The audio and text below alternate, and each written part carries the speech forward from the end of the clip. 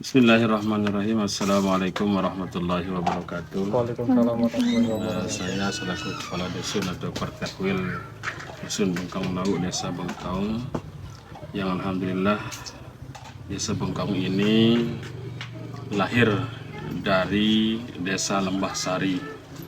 Ya, Lembah Sari lahir dari Desa Kekait namanya, yang sekarang berada di Kecamatan Gunung Sari. Kekait mekar menjadi Desa Lembah Sari. Nah, kami dulu berdesa di Lembah Sari, Bengkaung ini.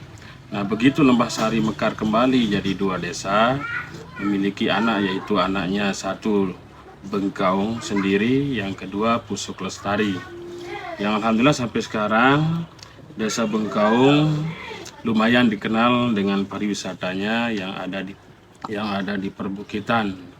Salah satunya ada namanya Taman Langit, di Puncak, ada Jendela Laut, dan banyak lagi yang lain-lain yang mungkin saya sebutkan satu persatu, yang notabene-nya akan tetapi wisata-wisata ini dimiliki oleh orang luar, bukan pemilik atau dari pemerintah itu sendiri yang di Desa Bengkaung. Ya, alhamdulillah sepanjang perjalanan berkembangnya Desa Bengkaung dengan wisata, kita selalu saling mensupport, saling mendukung dengan pengusaha-pengusaha yang terlibat di dalamnya, baik itu Trigona Park, budidaya trigona atau madu, yang kerjasama dengan pengelola taman wisata yang ada di Desa Bengkaung. Alhamdulillah Bengkaung kelihatan sampai sekarang ini masih seperti ini. Mudah-mudahan ke depan semakin maju lagi. Sedikit itu aja yang bisa saya sampaikan. Terima kasih. Sekian. Assalamualaikum warahmatullahi wabarakatuh. Bismillahirrahmanirrahim. Assalamualaikum warahmatullahi wabarakatuh. Saya Saiful Nazar, saya selaku Kasih Pemerintahan di Pemerintah Desa Bengkaung, Kecamatan Wilayah Kabupaten Lombok Barat. Dalam hal ini akan memberikan pendapat atau pandangan terhadap pertanyaan dari adik-adik mahasiswa terkait dengan pariwisata yang ada di Desa Bengkaung. Ya. Ya, dari sisi ekonomi seperti yang saya sampaikan tadi di depan di pendahuluan itu, bahwa kalau dampak positifnya semakin banyak jenis usaha yang ada di wilayah-wilayah yang tadinya kosong yang sekarang menjadi lokasi pariwisata. Kemudian bisa juga membuka lapangan usaha bagi warga-warga setempat. Contoh misalnya kayak produksi unggulan kami, madu trigona, itu bisa sambil orang lalu lalang yang pergi ke Taman Langit, ke Pesona Nusantara, itu bisa sambil di jalan itu bisa mampir ke lokasi-lokasi sentra pariwisata seperti madu trigona itu. Kalau dampak negatifnya, banyak terjadi kecelakaan. Karena memang rutenya agak terjal, kemudian potensi kriminal juga banyak karena jalur ini menjadi jalur tembusan ke wilayah Kecamatan Batu Layar dengan desa yang lain. Jadi jelas kalau lokasi perkumpulan manusia yang baru itu jelas tetap ada dampak positif dan negatif dari sisi ekonomi. Nah, itu saja mungkin kalau dari sisi ekonomi.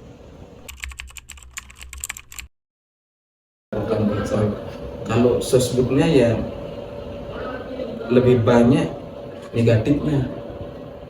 Kalau dalam sosial budaya, pertama, Kenapa dibilang negatif? ya karena seperti saya bilang tadi, lebih banyak potensi kriminal itu akan terjadi begitu ada tempat lokasi perkumpulan manusia. Sementara kita pemerintah desa, misalnya pemerintah kecamatan, tidak cepat tanggap kesiapan dari segi keamanannya, karena pariwisata ini kan adalah tempat umum dan dia adalah bukan milik aset pemerintah desa. Jadi kebetulan saja tanah ini ada di Desa Bengkaung tapi bukan milik pemerintah Desa Bengkaung. Berbeda ceritanya mungkin kalau tanah milik pemerintah Desa Bengkaung sehingga pengaturannya lebih termanajemen. Misalnya kayak yang ada di taman kota atau yang ada di taman armada, karena kan diatur. Nah, tapi jadi kalau saya lihat sih sebenarnya potensi wisata di Bengkong itu kayak memang anugerah Tuhan yang sudah ada, tinggal budaya manusianya meningkatkan itu. Jadi tinggal SDM. Ya, nah jadi kembali ke tadi yang dampak sosial budaya itu, dampak sosialnya itu adalah kriminal itu potensi semakin banyak karena jalurnya. Jadi kita tidak tahu apakah orang ini akan menuju ke wilayah wisata Bengkau ataukah dia pencuri. Itu banyak terjadi dari semenjak dia banyak kegiatan atau tempat-tempat berkumpul di atas itu, banyak muda-mudi, mohon maaf, yang usia sekolah itu dia jam sekolahnya ke sini. Itu sering kita kasih himbauan kepada para pemilik resto itu. Kalau yang paham dia nurut, tapi kalau yang hanya mau uang, di jam 9 anak-anak SMA sudah di atas. Beberapa kali kita kerjasama sama pihak PP untuk mengamankan. Nah, makanya saya bilang, kalau saya lihat lebih banyak negatifnya kalau secara sosial kebudayaan. Kalau secara ekonomi lebih banyak positifnya. Tapi kalau saya sebut itu karena yang memiliki lokasi wisata adalah pribadi, bukan pemerintah desa, maka yang bisa kita atur kan tidak banyak. Kita tidak bisa mengatur terkait dengan layanan mereka, karena mereka yang punya. Jadi sih bertanya, kan tadi Bapak ada mengatakan bahwasanya pariwisata tersebut cuma berada di atas tanah pemerintah desa Bengkau. Bukan tanah aset, bedakan ya. Kalau tanah pemerintah desa itu artinya adalah wilayah. Kalau aset itu milik desa, pemerintah desa. Okay. Nah, kalau ini tanah perorangan, orang yang punya. Kemudian bidang apa? Terutama di bidang keamanan dan kebersihan. Dibangun atau munculnya itu pada tahun berapa? Tahun 2000 dia mulai bangun jalan itu 2018, kemudian sekitar 2019-2020. Tapi kalau sudah membangun yang modelnya hanya sekedar tempat selfie itu sudah ada. Kalau pernah lihat pintu itu kan, ada pintunya itu pertama kali dibangun itu 2018. Yang gambar pintu aja. Itu udah berjalan 5 tahun. Iya. Kembali lagi ke kemungkinan izin akses jalan menuju ke pariwisata itu Bagus, udah bagus. tapi terjal. Bagus dalam artian dia lebih bagus di sana dibanding di bawah ini, akses ke atas. Tetapi jalurnya itu terjal. Berapa ya? 100 meteran. Ada yang tanjakan begini itu 400 meter. Yang paling sering terjadi kecelakaan. Serius, 1 tahun itu 5, 10, 15 orang yang mati di sini kecelakaan itu. Padahal itu kadang lewat, tapi dikatakan ke taman langit, nah kayak begitu. Dia tidak taman langit, dia lewat. Karena dia kan lolos ini.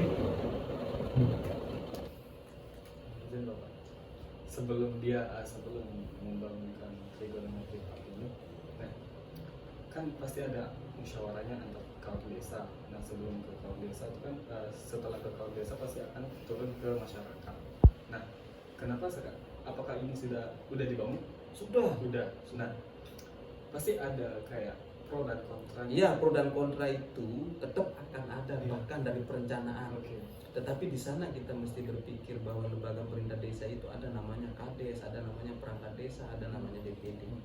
Nah, lalu kemudian kalau kita berpikir begitu, kita tidak bisa berpikir ideal seperti DPR yang ada di pusat, ada eksekutif, tidak bisa begitu. Di desa ini kadang-kadang kewenangan kapasitas DPD itu dikooptasi oleh pemerintah desa. Kenapa? Karena SDM-nya kan. Tapi setahu saya di dalam kaum desa itu apa-apa itu persetujuan BPD. Iya, tetap Kalau disetujui. tidak disetujui oleh BPD, Iya. itu tidak bisa. Iya, benar itu. Nah, kenapa?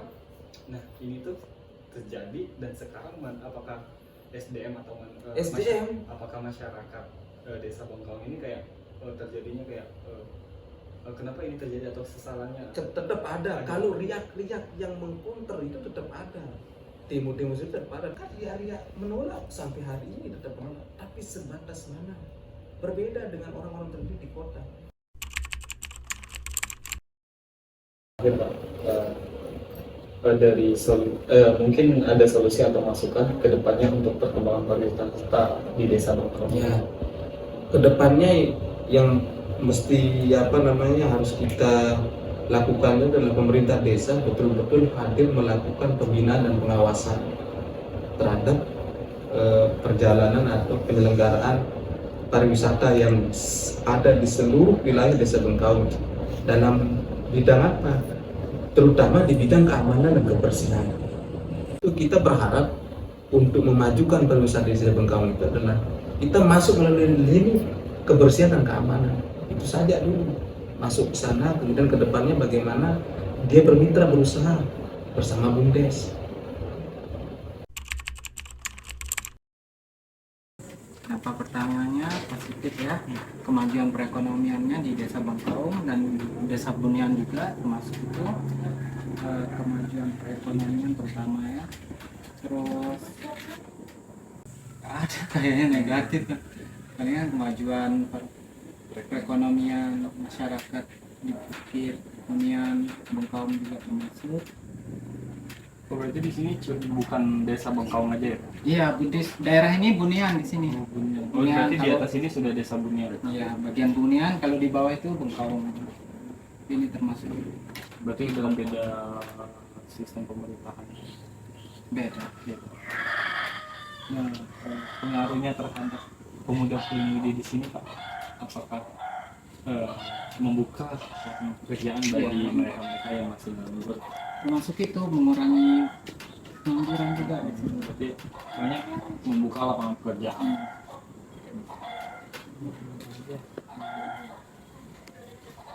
Dan ini Pak,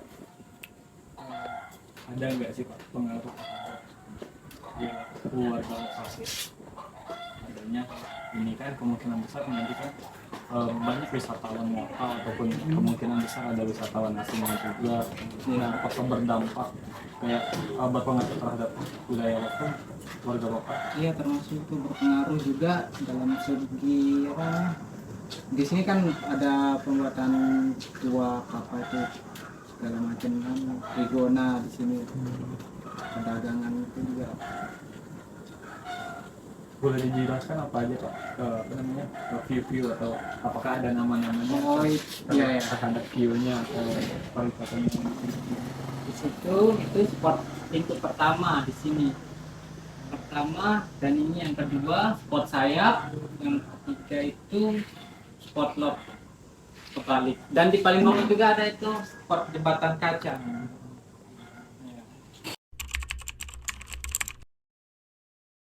Ya, karena itu tanjakan terlalu curam jadi kendala dan juga itu bisa buat apa namanya